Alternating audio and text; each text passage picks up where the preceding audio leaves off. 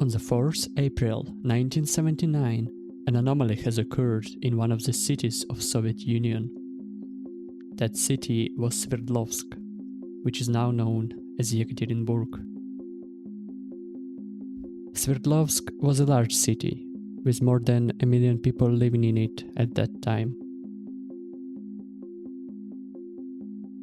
On that day, several people from Chkalovsky district of the city came to hospitals with similar symptoms of high-grade fever, cough, nausea, and vomiting. More and more were calling ambulances, and some people were picked up from streets unresponsive. Most patients were admitted to the 24th Municipal Hospital.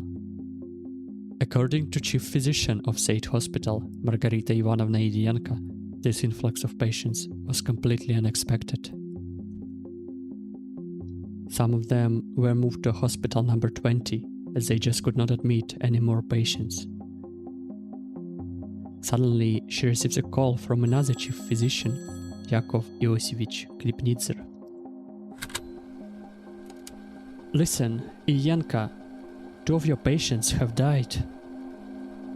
"What? What was the diagnosis?"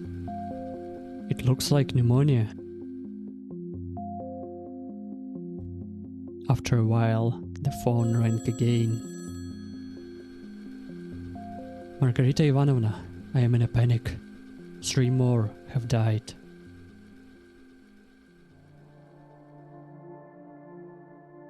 At that moment, it became clear that something was terribly wrong.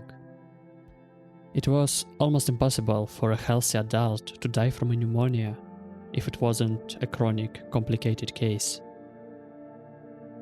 Yet this pneumonia was progressing too fast, and people were dying due to it. Some patients, feeling better after initial admission, tried to go home, but only to be found dead in the streets. For the next 3 weeks, minimum of 5 patients died every day in that area. On April 10th, doctors of hospital number 40 conducted an autopsy on a patient that had died due to a brain hemorrhage. This hospital had not yet been involved in a mysterious pneumonia epidemic. At first, doctors had suspected that the reason of death was a ruptured aneurysm. When they began, however, they saw a very disturbing sight. All white matter of brain was as if covered in red paint, only that was blood. Memories of disease that most doctors had only encountered in medical textbooks flooded their mind, as it was a characteristic so-called cardinal's cap appearance of anthrax. The diagnosis was finally made and later confirmed at the lab. Before that day, no one was sure what was going on, even though some doctors had suspected various unusual infections. Or maybe this wasn't true, and some people knew exactly what was happening. Sverdlovsk was not a simple city. As in many other cities during Cold War era, there were various science and military institutions in Sverdlovsk. Compound 19 was a research institute of vaccine preparations of the Soviet Ministry of Defense. It also was located in the Chkalovsky district. At that time, its research was focused on biological weapons. Compound 19 was a city within a city, with fully developed infrastructure and all necessary services, and all information from inside was obviously kept secret. The entire territory was divided into several protected areas, and it featured massive underground complexes. For the sake of secrecy, the entire population of Compound 19 by documents was assigned to a different region. Nearby was also located a military town, Compound number 32, the location of 34th Motorized Rifle Division. It appears that the first death due to anthrax has actually occurred on 2nd April within the territory of Compound 19. On that day, 66-year-old worker F.D. Nikolaev died with an official diagnosis of pneumonia. According to some sources, his death date was fabricated to April 9th, which, to this day, is written on his tombstone. That day, all officers of Compound 32 were moved to barracks. So, according to Major General Sidorov, commander of 31st Motorized Rifle Division, the transfer of officers was allegedly planned. It was a part of monthly training camp for reserve soldiers and officers drafted from Sverdlovsk and its region, which began on 2nd April. Nevertheless, from 3rd to 4th April, the mass dispensarization and vaccination was conducted, but only for the scientific personnel of Compound 19. For instance, construction workers living there were not selected for it. Later, on 4th April, the Colonel General Yefim Ivanovich Smirnov had arrived to Compound 19. Also, 2 more specialists from Moscow had arrived in Sverdlovsk that day. One of them was General Burgasov, Deputy Minister of Health and Chief State Sanitary Doctor of Soviet Union. The other one was Nikiforov, Infectious Disease Chief Specialist of the Ministry of Health.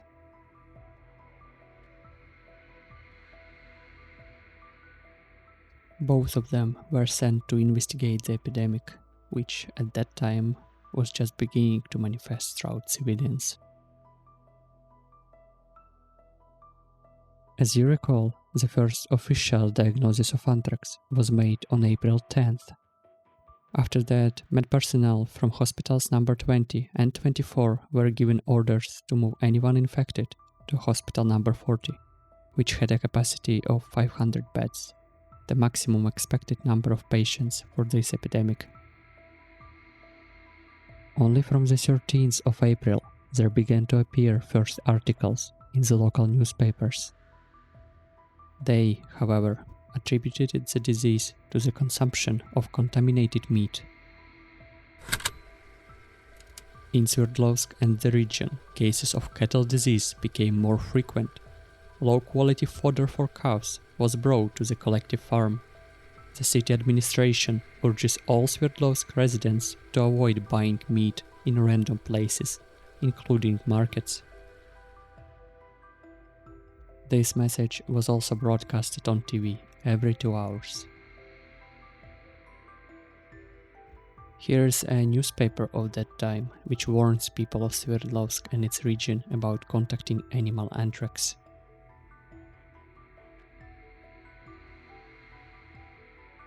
Posters were put up in the streets with a picture of cow and the text "Anthrax." This became an official reason of disease outbreak. Now, it's important to note that all media claimed a cutaneous form of anthrax was causing an epidemic. But what is the difference?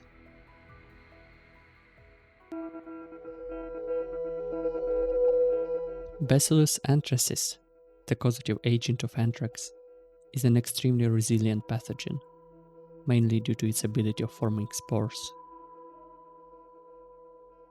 Spores are round, thick-walled, and heat-resistant microscopic reproductive units as a part of bacteria's life cycle, and they can remain viable for decades. Human infection occurs following exposure to spores, usually as a result of contact with infected animals or their products. Nowadays, up to 95% of anthrax cases are due to cutaneous anthrax. After contact with the pathogen, there is what is called an incubation period, the interval between the entry of a pathogen into the body and the appearance of the first clinical symptoms, which is around 5 to 7 days for a cutaneous anthrax. This is later followed by a formation of a characteristic black necrotic skin ulcer. The entire process usually takes 3 to 4 weeks. it's important to note that this form of anthrax is considered to be the least dangerous. However, there are two more forms, which are quite rare, less than 5% total. The first one is gastrointestinal anthrax, which occurs following the ingestion of a pathogen, leading to a wide range of GI symptoms like abdominal pain, vomiting, and severe bloody diarrhea. The second one is inhalation, also known as pulmonary anthrax. It has a short incubation period, just 1 to 3 days, following first by flu-like symptoms, but quickly progressing to chest pain, high-grade fever, difficulty breathing, and pulmonary hemorrhages, ultimately leading to bacteremia, shock, and death. Sounds familiar, doesn't it? Now, consider these numbers. Without treatment, up to 20% of people with cutaneous anthrax die. However, with proper antibiotics, almost all patients with cutaneous anthrax survive. For pulmonary and gastrointestinal anthrax, even with antibiotics, death occurs in around 50% of cases. Without treatment, the death rate is around 90%. You can see why anthrax is such a good candidate for a biological weapon. It has an ability to survive in extremely harsh environments for a long time due to spores, coupled with airborne spread, acute onset of symptoms, and high mortality makes it an extremely dangerous pathogen. There is one more important quality of anthrax.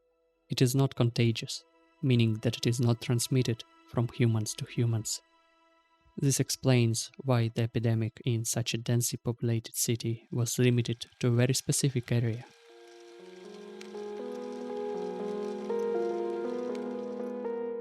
The KGB and other government officials did everything they could in order to prevent the leaking of information about the outbreak. Most medical records and other documents became secret, and doctors were prohibited to write anthrax as diagnosis. Here are memories from Raisa Smirnova, one of the patients who has survived the epidemic in Sverdlovsk. I was 32 years old. On the 9th of April, I went to work as usual. It was a 10-minute walk from home to the factory. After lunch, I suddenly felt sick. I felt weak. I noticed that my nails and my feet had turned blue. Natasha Bragina, a supply worker, saw it too. She called our boss. "Zina, look!" They measured my temperature. It was 40 degrees. Then they did it again and said it was 42. The ambulance took me unconscious. I woke up a week later in a city hospital number 40. It was a double room, but I was alone there. Next to it, there is a procedure room, and I overheard nurses talking. "We probably won't be able to save her if there is no vaccine by 12. I started crying, calling out. They heard me. A nurse came running and said, "You're awake, thank God." They injected some medicine into my arm. I looked and my whole arm was covered with scars. The doctors were selecting an antibiotic. Bacillus, penicillin, nothing helped. And then, I don't remember in colors what happened. They came, gave me a shot. They also gave me a capsule. One side was pinkish and the other was transparent with white powder. I took it. It got easier day by day. The only thing was that 2 weeks after I woke up, I couldn't walk. I couldn't feel my legs. Doctors did not hide the diagnosis from me. They said right away, anthrax. But even before I was discharged, 2 people came to see me. "Raisa Sergeyevna, we need to sign a non-disclosure document for 25 years. Of course, I signed it. In Smirnova's medical record, the doctors wrote down the following diagnosis: sepsis 002. Years later, she continued to have problems with her lungs. She never received any compensation for what has happened to her. Now we know which bacteria was responsible for epidemic, but the question still remains: what exactly has happened. Most of the data, as expected, has been classified. Medical documents, along with maps of possible spread made by doctors and scientists, were confiscated, and everyone was prohibited to even mention it. Only decades later, public began to hear about this incident. In 1994, Professor Matthew Meselson published an article in the journal Science titled The Sverdlovsk Anthrax Outbreak of 1979. He gathered data on people infected with anthrax in Sverdlovsk, including their age, gender, and the dates of disease onset and death. After gathering the data, he mapped their probable location during the day on a map of Sverdlovsk.